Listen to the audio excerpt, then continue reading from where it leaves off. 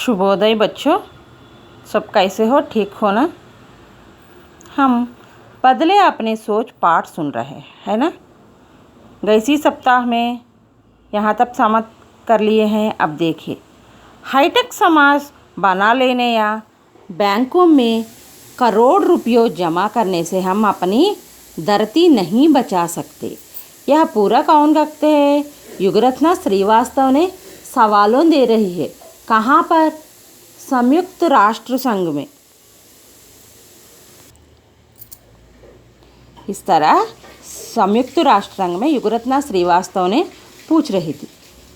यहाँ हम पर्यावरण की समस्या सुलझाने के लिए ही एकत्रित नहीं हुए हैं, बल्कि लोगों की सोच बदलाने के लिए भी एकत्रित हुए हैं। इस संयुक्त राष्ट्र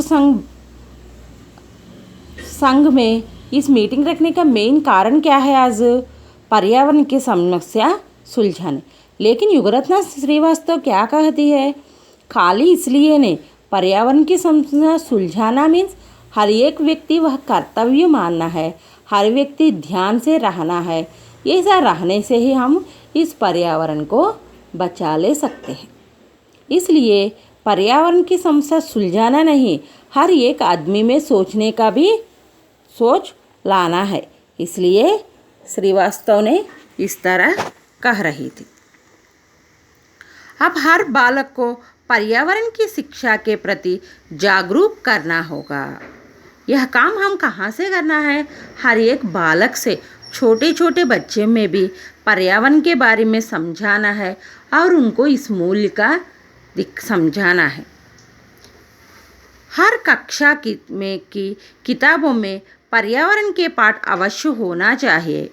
बच्चों, आप ध्यान से देखने से हर एक कक्षा में आपके लिए भी पर्यावरण के बारे में ज़रूर एक पाठ रहेगा। क्या कहती है युगरत्ना श्रीवास्तव? हर कक्षा में भी पर्यावरण के बारे में ज़रूर पाठ होना चाहिए। विकास को रोकने के लिए मैं नहीं कहती, मैं यह कहना चाहती हूँ जैवमित्र तकनीकों में बढ़ोतरी होना चाहिए जो सस्ती और अच्छी हो। ऐसे समाधानों का उपयोग होना चाहिए जो पुनः प्राप्त किए जा सकते हैं। जो इस दुनिया का डेवलप को मैं नहीं रोकना चाहती हूँ, लेकिन जो हम किसी भी काम करते हैं वो पुनरावृत्त होने के चीज़ों से करने से ज़रूर रहता, लेकिन ऐसा ना करने से वो फिर चीज़ हमारे को नहीं मिले तो हम बहुत मुश्किल पाते हैं। इस तरह से धरती भी बहुत से बहुत खराब हो जाएगी। इस तरह समझा थी। मैं दुनिया के सभी नेताओं से 2 प्रश्न पूछना चाहती हूँ, जो इस दुनिया को कई तरह के नेताओं पालन करते हैं, है ना। इस तरह की नेताओं से मैं 1-2 प्रश्न पूछना चाहती हूँ। क्या पर्यावरण समस्याओं की पहचान किसी भौगोलिक, राजनैतिक सीमाओं और आयु समूहों के दायरे में होती है? मेरा उत्तर निश्चित तौर पर नहीं है। इसीलिए तो संयुक्त राष्ट्र संघ है।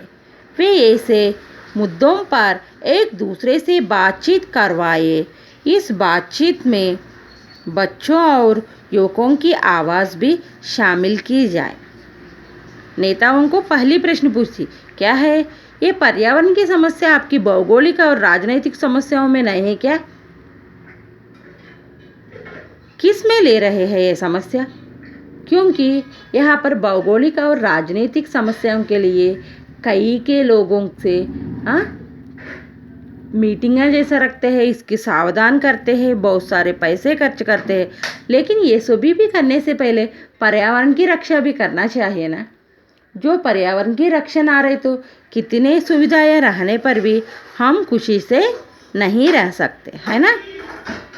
तो इसलिए मैं ये संयुक्त राष्ट्र संघ में इसकी बात कर रही हूँ और इसको जो भी या इसमें ऐड करना चाहिए और इसमें बच्चों, युवकों भी शामिल होना चाहिए। शामिल होना मीन्स पार्टिसिपेट करना, क्योंकि युवकों से ही कभी भी देश की प्रगति हो सकती है। राष्ट्र की सुरक्षा।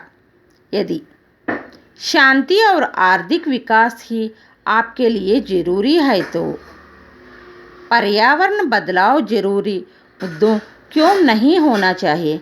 मैं आशा करती हूँ कि संयुक्त राष्ट्र संघ मानवीय दृष्टिकोण से सोचेगा, पुरानी बातों को भूलकर नए कदम उठाएंगे।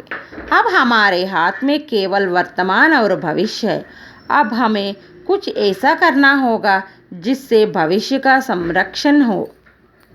आप इस संयुक्त राष्ट्र संघ में देश की आर्थिक समस्या और शांति के बारे में देख रहे हैं, लेकिन इस पर्यावरण के बारे में क्यों नहीं देखते हैं। इस तरह भी करने से मैं आपको आशा करती हूँ। और अभी तक जो किए हैं वो तो भूल जाएंगे। अभी तो कुछ भी हो सकता है, लेकिन अभी से शुरू करना चाहिए, क्योंकि हमारे पास अब तो भूतकाल नहीं है, जो वर्तमान है, जो भविष्य है। वर्तमान में हम जो कुछ भी किए हैं तभी भविष्य का रक्षण कर सकते हैं, है ना। इसलिए कहती है, आदरणीय नेतागण, जब आप कोई नीति बनाए तो हम नादान बच्चों और लुप्त होते जानवरों के बारे में भी सोचो। जो आप नए नए नीति बनाए ना, उसमें हम जैसे नादान बच्चों और लुप्त होने के जानवर, लुप्त होना मीन्स समाप्त होते, कई तरह के जानवर समाप्त हो रहे हैं ना। महात्मा गांधी ने कहा, धरती के पास सभी की आवश्यकताओं को पूर्ति करने की क्षमता है, किसी के लालच की नहीं। महात्मा गांधी ने क्या है, इस धरती के सभी आवश्यकता, यह धरती पे जीने वालों को किस तरह भी समस्या होती है, उसकी सुविधाएं यह धरती में प्रकृति में मिलती है, लेकिन हमारी लालच के लिए नहीं, स्वार्थ के लिए नहीं। पक्षी आसमान में उड़ता है, मछली पानी में तैरती है, चीता तेजी दौड़ता है, लेकिन ईश्वर ने हमें वरदान के रूप में सोचने के लिए बुद्धि दी है। इससे हम परिवर्तन और सुधार देना ले सकते हैं। चले अब हम आगे बढ़े, अपनी जन्मभूमि को बचा ले, अपने घर को बचा ले, अपनी धरती को बचा ले। धन्यवाद। क्या कहती है, पक्षी आसमान में उड़ता है, मछली पानी में तैरती है, चीता तेजी दौड़ती है, लेकिन आदमी तो यह सभी भी कर सकता है। इस तरह की सभी काम करने का वरदान ने ईश्वर ने किनके लिए दिया गया है। यहाँ पर ईश्वर में शिवजी नहीं, भगवान। यह वरदान हमको भगवान दिया है, इसलिए हम इसमें परिवर्तन लाते हुए किसे बचा लेना चाहिए। हमारा घर, हमारा दुनिया, हमारा देश पूरा बचाना चाहिए। इस तरह कौन कहते हैं, संयुक्त राष्ट्र संघ में युगरत्ना श्रीवास्तव ने कहती है। कब कहती है, सितंबर 2009 को। इस तरह एक 13 साल की लड़की इस समस्याओं की बातचीत कर रही है। बच्चों, यह पाठ तो समाप्त हुआ है। इससे आपको अभी तक 3 पाठ समाप्त हुए हैं। आप कितने पाठों की प्रश्न लिखे हैं कि मुझे नहीं मालूम, लेकिन आप तो इस 3 पाठ की प्रश्न समाप्त करना चाहिए। और 12 तारीख, 12 मीन्स 12th, आप यह किताबा स्कूल में सबमिट करना चाहिए। बच्चों, आप सुन रहे हैं ना, यह 3 पाठ की प्रश्न, जो प्रश्न लिखना है ऐसा मत पूछो। टेक्स्ट बुक में जो कुछ प्रश्न रहते आपको समझ हो जाएगा, वो पढ़ो, वो प्रश्न तैयार कीजिए। हर एक पार्ट से 5 प्रश्न चूज़ कर लीजिए, वो लिखो। और 12th को आपने यह किताबा स्कूल में सबमिट करना चाहती हूँ। बच्चों, जतन से रहो। धन्यवाद।